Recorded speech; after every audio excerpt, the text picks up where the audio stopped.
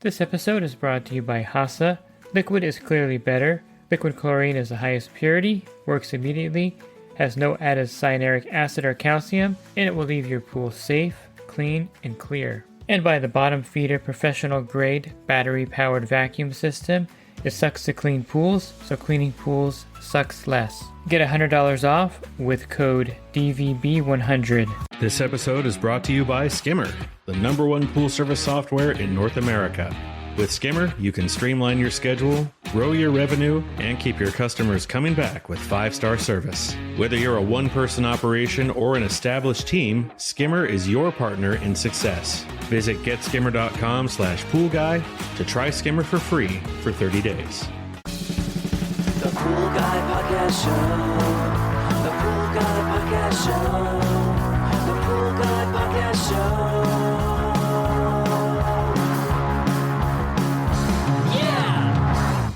Hi, welcome to the Pool Guy Podcast Show. In this episode, I'm going to talk to you about scaling and specifically why some pool pros like to remain single polars and not scale, bringing on multiple employees, growing to a giant company. And I'll go over some of the benefits of staying small. And of course, there are benefits of also getting larger, and I'll cover those as well.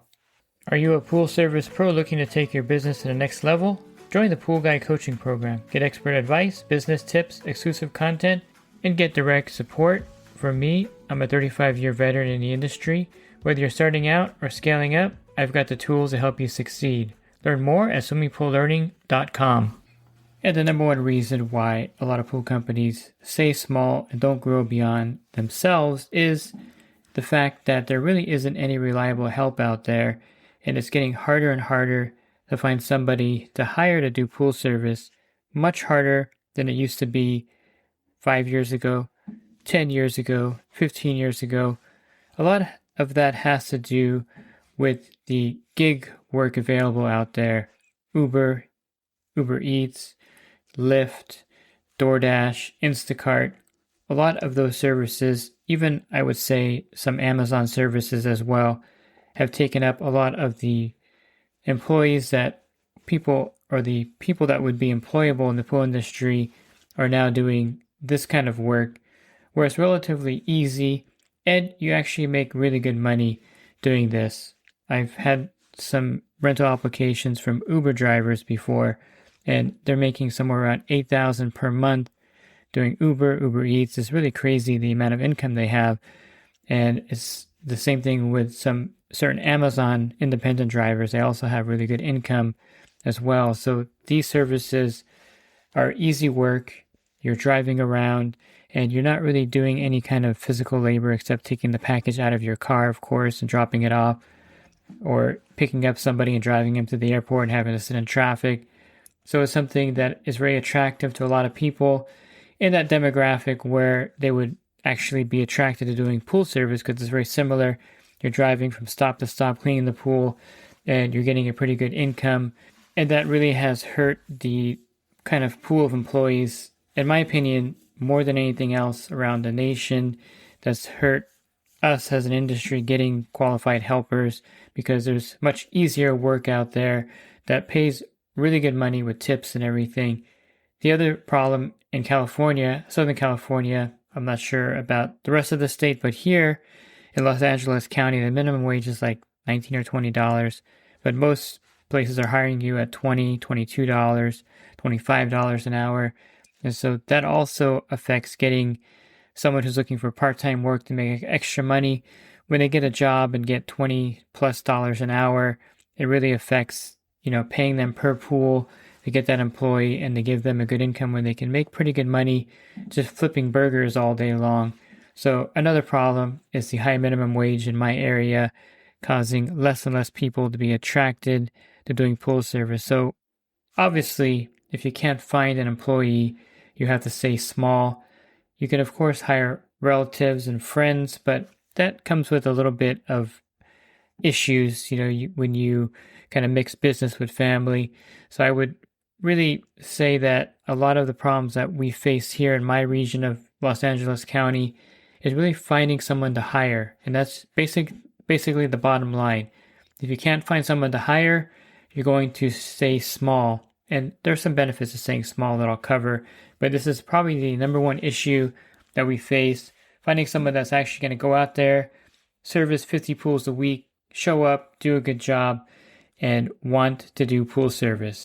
I think the second thing that stops a single poler from scaling is not really understanding or knowing how to scale successfully, how to bring on an employee, all the things involved in it, talking to customers, letting them know that there's going to be an employee servicing the pool. All these things are kind of foreign to them because maybe they've been doing their pool route themselves for 10 or 12 years, and then bring on an employee is kind of like a foreign territory for them. They don't know about payroll, hiring a payroll service. They're not sure about workers' comp, how to get that for their employee. Should they get them a truck? Should they use their own truck? How much should they pay them per pool or per hour? All these are really foreign to somebody who's never hired somebody. And it's one of those things where instead of taking the time to really do this stuff and, investigate and actually bring someone on board, it's just easier just to continue doing your pool route and not have to worry about bringing someone on board. So I think the knowledge gap, and also there's a fear factor. You bring this employee on, you give them 50 pools. What if they quit on you? Then you have, 80 pools you're doing plus 50 more pools. And getting to that point where you can give employee pools is also something that can be problematic. If you only do 70 pools and you want to bring someone on and give them 30 or 40 pools, you do effectively impact your income because you're paying the employee, you're paying payroll, you're paying payroll taxes, you're paying workers' comp. So that does affect your bottom line. And sometimes it doesn't make a lot of sense unless you have a lot of pools that are in excess, which means that you're working, 6 days a week, or you're working all day until the sun goes down and you have, 90 or 100 pools, and then you can break off 30 or 40 of those pretty easily without having an effect on your income dramatically. But can you afford an employee is another factor in this whole equation. Do you have enough pools to give them? Do you have enough income after paying them to make up for the loss of the full income of doing the pools yourself? All these are factors. How do you do the payroll? How do you, do the insurance? All these things are things that are questions, and sometimes the answers are a little harder to get to, especially the question of, if I bring an employee on, am I going to have enough income? Am I going to build up my income quick enough to cover the extra expense of the employee, the loss of the income from doing the pools myself? How many accounts do I need to bring in to make up for that? How quickly can I build up the route? All these things are factors when you bring on an employee that a lot of single polers just don't want to deal with, and so they just stay small for that reason, and they don't want the headache of having to watch over an employee or deal with customers that maybe don't like something the employee did. And it's just much easier to stay small and not really worry about, having an employee doing 30 or 40 pools. On the flip side of that, you're passing up a lot of business because you're at, 70 pools or 80 pools and you're maxed out. And so if you get calls on new service, you generally just pass those up because you can't build anymore because you're really maxed out and you don't want to work, 6-7 days a week. That's crazy. So you don't take on those pools. You don't want to work, 12 hours a day till the sun goes down. And so you pass up work. Now, there is a way to capture accounts and to not pass up on those accounts as well and still stay a single poler. And it's really an effective method, especially if you work with a builder. If you're doing setups for a builder and you're getting a lot of accounts from the builder, there's a really effective way of staying a single poler and also not losing the extra income from those extra accounts you can't service. And this is something that several people do in my region. They work with a builder, they get these brand new pools, they take them onto their route, and then what they do is after a year of service, they actually sell all those pools that they've been doing for a year to another company. And this is a pretty lucrative business because let's say you have 60 accounts you service regularly, you're doing work for the builder and you get to 75 accounts, 80 accounts. When you get to 80 accounts, you sell 20 accounts that you've been doing for a year. And it's a really easy sell too, because you can tell the customer that you've worked with the builder for a year doing the account, and you're going to pass the account on to Steve's pool service. He's someone that you partner with, and they're going to take over the pool after the 1 year mark, or you've been doing it for a year, and normally you pass the pool on to the person you partner with. And so if you have 20 pools and that you're going to sell that year, because that's kind of the way you do your business, you get to 80, then you sell 20, get back down to 60. And basically, if you're getting, let's just say $180 per pool, and that's 2 times 12 per pool, that's each pool is worth about $2,000 roughly. So 2,000 times 20, and you're going to sell those 20 pools for $40,000, and then you're going to have that income that year. And then you're going to do the same thing again, where you build up your pool route, and then you sell those 20 pools to somebody else. And of course, this is a pretty lucrative thing to do. If you don't want to, of course, sell accounts that are less than a year, in my opinion.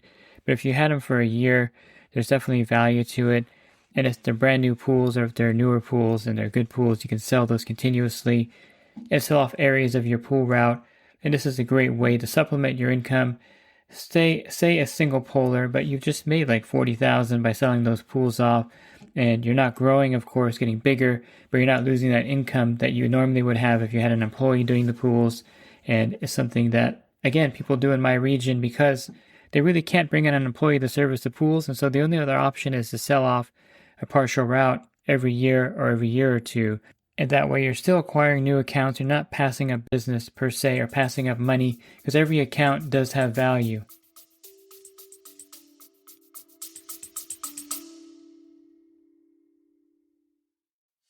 And the Pool Guy Podcast Show has teamed up with UPA to bring you affordable, reliable liability insurance starting at just $64 a month.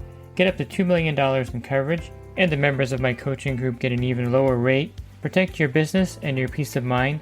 Sign up with UPA today by clicking the link in the podcast description.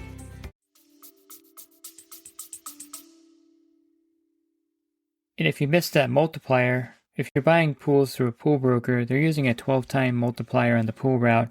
So technically, if I just do the full 12 times, if you do the 180 times 12, that's 2,160 times 20 pools.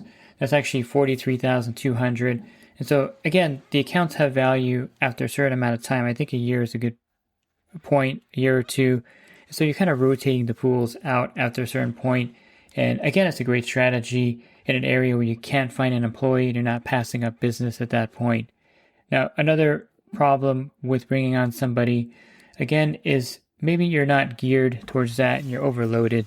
Let's just say that you bring on an employee and you can't handle the complaints, you can't handle him missing days, and your personality just can't handle an employee. And that's also something that's true of single polers. There may be something inside them. There's just kind of they just don't have that skill level. That's okay. It's normal. You may not have the skill level to do that, and there's nothing wrong with that. And staying small does have its benefits. You can manage everything, and you still make really good money. And you can take that money and reinvest it somewhere else. I talked about a pool service pro in my area that buys coin laundries. He doesn't bring on employees. He just takes the money he makes, any extra money, and then he reinvests it in coin laundry businesses. He has, I think, 3 of them now, and he just has someone getting the coins for him. A lot of them take credit cards now, and so he's making a lot of money doing that. You can do real estate. You can scale outside of pool service without having to bring on employees. And so that's the great benefit of having the extra money of being self-employed. If you don't want to have someone else come in, just stay small and use that extra money you make to scale outside the industry. And that's perfectly fine as well. And so if you're working 4 days a week doing 60 or 70 pools and you're fine with that and you're making good money and you're still acquiring some accounts here and there that you can build up and sell, I think you're fine as a single poler. You really don't have nothing to worry about, and there's no need for you to build an empire. However, building up a pool route with 1 or 2 employees, with 3 or 4 employees, with a dedicated repair person, does have its benefits as well. If you can do that, and if your plan is to scale eventually, you can find employees. It's just one of those things where you have to market it a certain way to get people to work for you. They're learning a trade, first of all, so that's something marketable there. Second of all, you may give them extra benefits, vacation pay. You may pay them more than they can make at a minimum wage job. All these are things that you can do to offer somebody to bring them on board and allow them to become a pool technician is something that's better, I think, than doing Uber all day. There's not much skill involved in that. And if you're building up a skill in a trade, one day you may be able to go out on your own and have your own business. A lot of people don't want to start their own business, but it's great to have this trade available or the skill that they're learning out there. And so there are ways to get employees in areas, and there are ways to build up a route if you wanted to. And the benefit of that is that you're scaling. So now you have 140 pools versus 70. You've doubled your pool route.